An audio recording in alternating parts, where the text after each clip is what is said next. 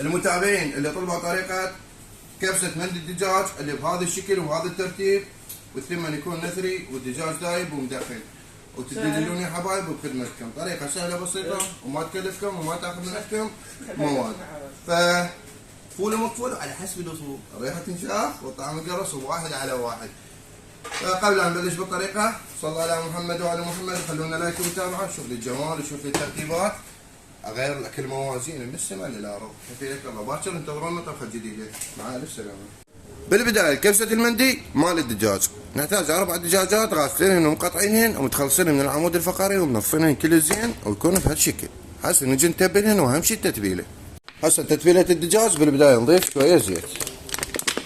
هسه نضيف زنجبيل فريش وقشر ليمون برشناه وثوم فريش وعصرة ليمون.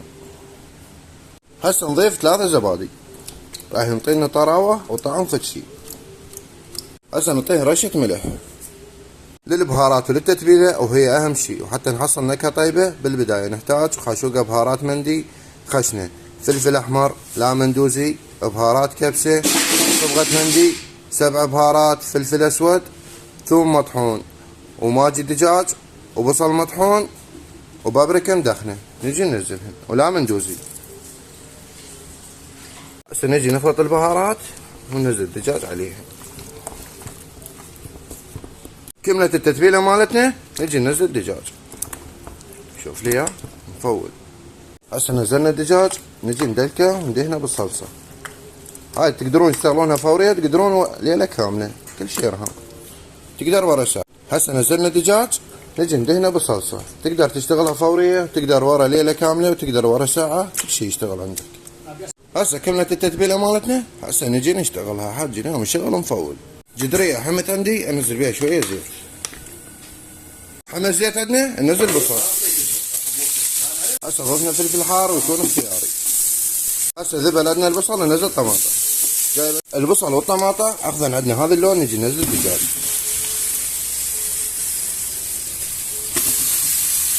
ننتظرهن ياخذن وجه من جوا ونقلبهن ونضيف باقي التتبيلة عليهن. ورا 10 دقائق نجي نقلبهن.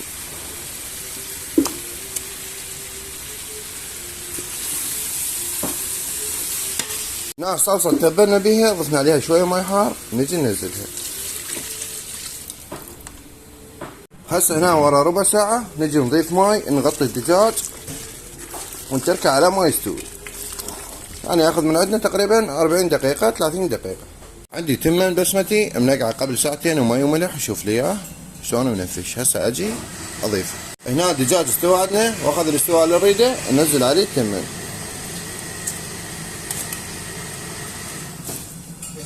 هسه ننزل التمن.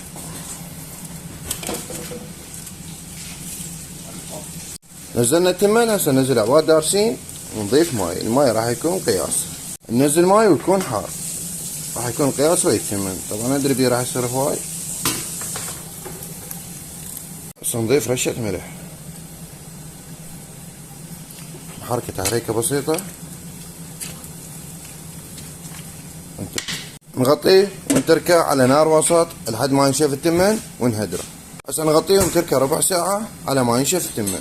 هسه اخر مرحلة نجي ندخن الكبسة مالتنا، نغطيها. وهاي كملت الكبسة مالتنا، وعليكم مليون عافية. ولا تنسون تخلونا لايك ومتابعة حبايب قلبي حتى يوصلكم كل شي جديد.